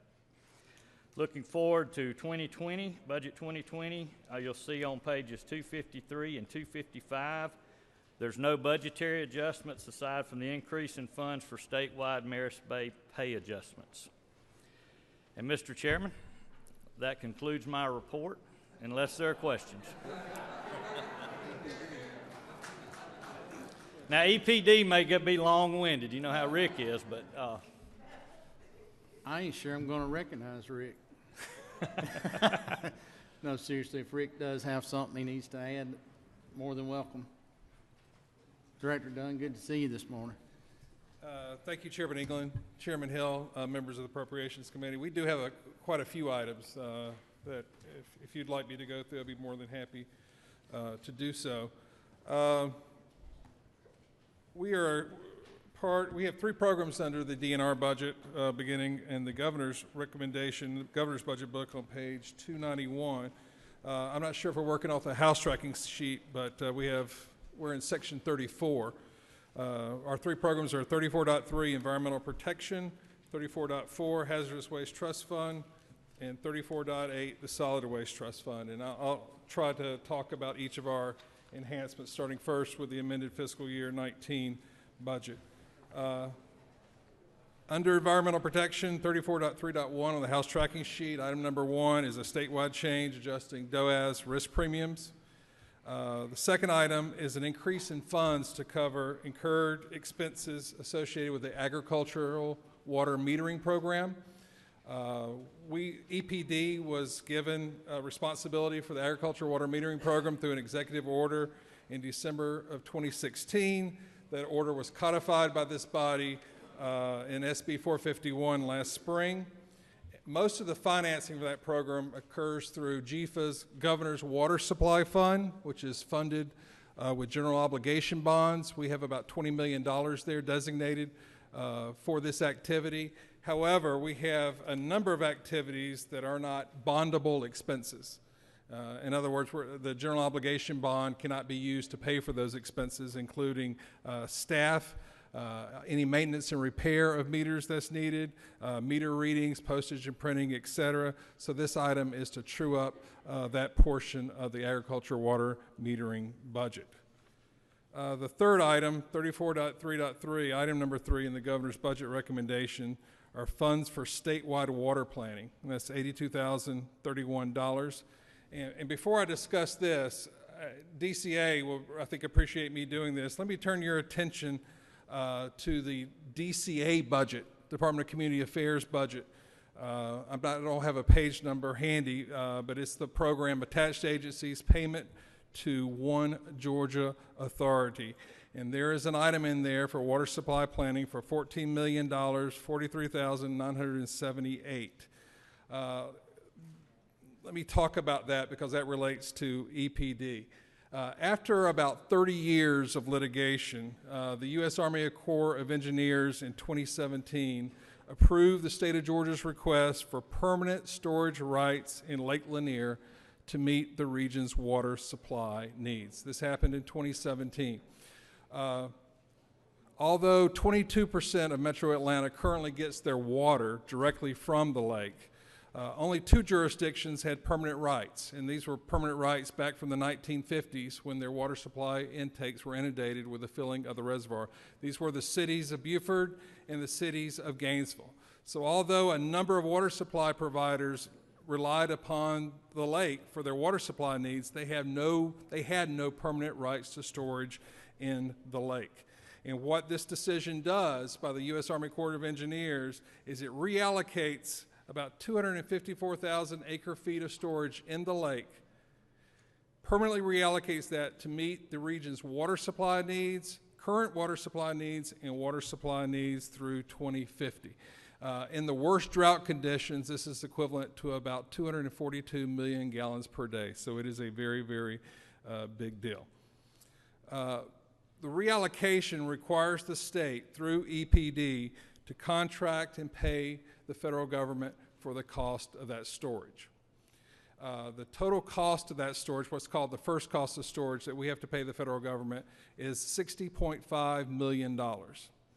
Now, the state is not going to be in the water supply business. We have this storage. We're going to allocate that storage. We're going to allocate about 80% of that storage to meet the water supply needs for the next 20 years. But we're holding some of that storage back to see where the growth occurs.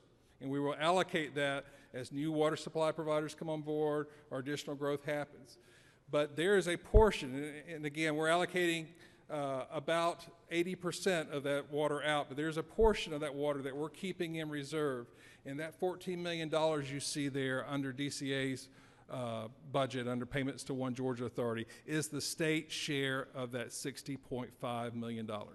As we allocate that water, we will recoup those costs and return it to the Treasury. So that's one piece, and that's related to the item under our budget for water supply needs. That is, in addition to paying for the cost of storage, we have to pay for operation and maintenance cost, our share of operational and maintenance costs of the dam. And that's about $471,000 a year. We're allocating those costs to water supply providers, and the piece you see there is our annualized costs associated for that unallocated storage that we are holding back. The last item we have in our amended budget is under the program Hazardous Waste Trust Fund, and this is our annual amended year addition for prioritized abandoned hazardous waste site cleanups, sites that are on the state hazardous site inventory. The requested amount is $5,633,594. This funding really will address 3 buckets of work. The largest bucket is funding we have for state contractors to work on the remediation of 10 prioritized abandoned sites on the hazardous site inventory. That's our state Superfund program. The second piece that this will fund is operation and maintenance for engineering control costs for 2 sites that are emerging out of the federal Superfund program. Sites on the NPL, the National Priorities List, or the federal Superfund program. Cleanup is state's responsible for 10%, 90% of the cost is by the federal government, but the state is responsible for 100% of the ongoing, once cleanup has occurred, for the ongoing operation and maintenance costs of those engineering improvements or engineering controls to eliminate the hazardous waste. And so a piece of that includes our costs for that. And finally, there's a statutory formula requiring funds to be set aside in the Hazardous Waste Trust Fund for the repair of leaking local landfills, and the third bucket there is that piece there. Let me move on to the fiscal year 2020 budget. All of our changes here are in the Environmental Protection Program. The first 4 are statewide changes. That includes, as Mark mentioned, the 2% merit-based increase. We have 1 employee who's a member of TRS, so there's a TRS adjustment. There's a reduction in the employer's share of healthcare premiums, and there's a DOAS risk premium adjustment. The 5th item there is the annualization of the non-bondable expenses I talked about associated with the agriculture water metering program. Those costs that we could not bill to a bond funding source. So that's an annualization of what was included in our amended budget. The 6th item was part of our enhancement request. It's provide 2 funds for environmental compliance specialist positions. We plan to put both of these positions in our district offices. We have 7 district offices throughout the state. One of these positions will be a drinking water engineer to be located in our coastal district office in Brunswick. Statewide, we permit about 2,300 public drinking water systems. About a third, or 800 of these drinking water systems, are located within the coastal area of Georgia, and there's one engineer down there, just like all of our other district offices, and it's very difficult for that engineer to keep up with the permitting and the modification of all those sites. So that is a needed spot right there. The other position funded is an environmental compliance specialist position. These are the folks who respond to citizen complaints. They provide technical assistance to permittees. They also perform inspections of permitted sites. We have two areas, either in Albany or Augusta, where that position will go. Both of those have a very small number of environmental compliance specialist positions, and additional positions are needed. The last item, item number 7, is an annualization of an item I talked about in the amended 19 budget. It's an annualization of the state share of operation and maintenance costs associated with the Lake Linear Storage contract that I discussed. Mr. Chairman, those are our enhancement items. I'll be more than happy to answer any questions if there are any. Yeah, we do have a few. Okay. And I'm going to ask the members, if you will, please keep your questions short and succinct. We are on a timeline to be back in here at 1 o'clock, so I want everybody to have plenty of time to be able to grab something to eat and get back. Senator Lucas. First of all, the money that's collected by locals who have landfills, there's a certain fee that must be collected and submitted to the state on this hazardous landfills. Do you all have in hand the money that's been collected and are using it for the closing of the landfills? Or are we going to read in the paper that you spent the money on something else other than what it was collected for? So as part of the tipping fees on landfills, 75 cents of that tipping fee goes to the state, and it is part of the Hazardous Waste Trust Fund. We collect all of those funds, deposit those in the Treasury, and we rely upon the appropriations from this body to carry out the functions of the Hazardous Waste Trust Fund. So right now, there's an amount in there. We'll use that to repair. We've focused on about 10 hazardous waste sites where we have contractors in there trying to remove the threats. But one of the ones, one in Hancock County that they had so many problems with that they finally closed, but did y'all ever go and clean it up? It just laid there dormant and closed. I would have to look at the Hancock County example specifically. I don't have that information with me. But if there was a threat to human health or the environment, we would certainly use the trust fund to address those issues. Chairman Green. Thank you, Mr. Chairman. This goes to the Commissioner, and Commissioner, this is a statement on behalf of Southwest Georgia. We appreciated so much the work and the efforts that your department came to our rescue when the hurricane hit us. And I just want to say that publicly and thank y'all for everything that you did and still doing for us in Southwest Georgia. Thank you, sir. Appreciate that. Okay. Representative Al Williams. The coast is interested in a lot of stuff today, obviously. We're such a divine area. Thank you, Mr. Commissioner. And my question very quickly is, you talked about the Superfund sites that I know federal government has big responsibility for. One of the top 5, and at one time the #1 site in the country was down at Brunswick. It's been 25, 30 years. Where are we on the cleanup on that? What's the state's position? And please explain to me why we've got one engineer on the coast and you're backed up. Let me deal with your second question first. All of our district offices have one engineer. We're trying to fix that issue again because of the workload. Just confine it to the coast. We're much better. Tell us why. Well, in this case, you have a lot of public drinking water systems. On the Superfund, one of the sites, there's a wood treatment site in Brunswick that's coming off of the MPL, the Superfund site. So that is one piece of progress, and the state will assume the cost of that remediation, ongoing cost of that remediation.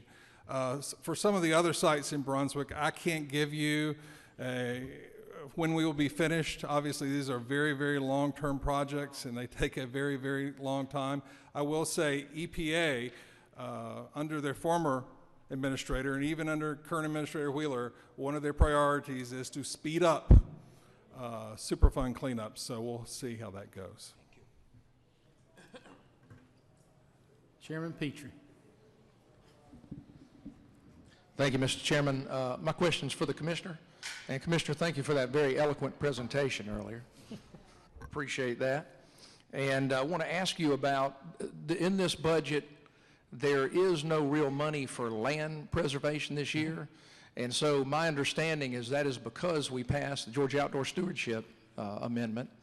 And so now we're going to have dramatically more money for land protection going forward. Is that correct? And I have one more question about the parks, but is that correct?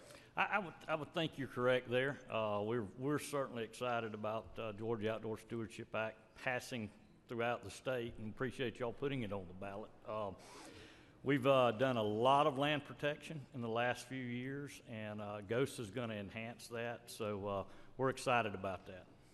But we have all our current obligations covered, so this budget's fine. Excellent. Thank you, sir. And then I see that y'all got $12.5 million in general obligation bonds for facility improvements. And so my question for you is I know you've got a lot of facilities and a lot of parks. One of the things you and I have discussed before is there are state parks that particularly are profitable in Georgia, and there are many that are not profitable, but we have some that are particularly profitable because they're in the right location and get a lot of traffic. Is there going to be an emphasis on trying to focus on those that are particularly profitable and making them more so where possible? Yes, we believe in taking those that are working at a great NOI and taking them to the next level. I'm proud to tell you that your state parks operate at about 80% self-sustainability. As you said, we have some parks that operate at 180% NOI and some operate at 20%. So some of the great performers have to help along some of the low performers. But that's a true statement. We're focusing our dollars on where we can enhance those good parks and take them to the next level. Thank you, Commissioner. Wormslow in particular. Thank you, Commissioner. Thank you very much. And our last question before the break, Chairman Knight. It's a question for the Commissioner. Commissioner, again, follow up to Chairman Green's comment. Thank you all for the work that you did in Southwest Georgia. I know we're still reeling from Hurricane Michael and its after effects.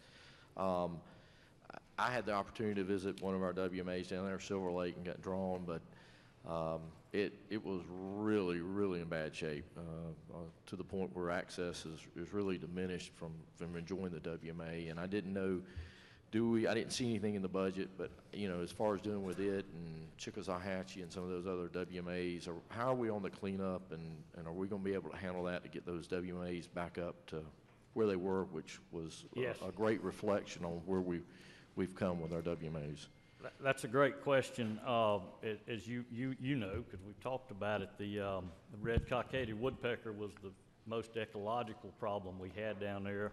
Our folks applied for a grant, received some great private money to help us with that, so we can restore those they're fake red cockaded woodpecker nests, but they work. And so we got those done. We've been able to do some salvage cutting down there, so we think we're going to be able, although we were grooming that long-term for great quail habitat, and that's going to be set back for years. As far as the cleanup and everything, we're okay there. We also had our Seminole State Park. Of course, we had insurance claims on our buildings and stuff, just like the private sector, so we're doing great. We're doing fine there. Thanks for the question, though. All right, Commissioner, that was our last question. Thank you so much. Thank you. I want to express my gratitude to you as well for the tremendous work your guys did down on the southwest corner after the storm this past year, and I know a lot of folks were glad to see those trucks drive up, just as many of us were. So thank you. Please express that to those fellas and ladies as well. Ladies and gentlemen, we're going to break for lunch. We will start back at 1 o'clock sharp.